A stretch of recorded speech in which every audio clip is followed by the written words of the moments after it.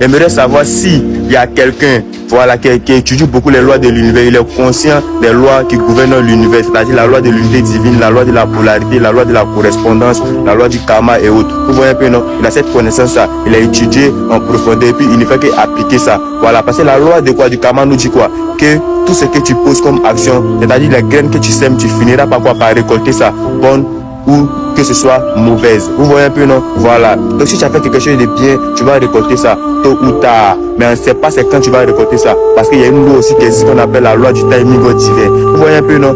Voilà, tu peux récolter ça sur la même forme comme sur une autre forme.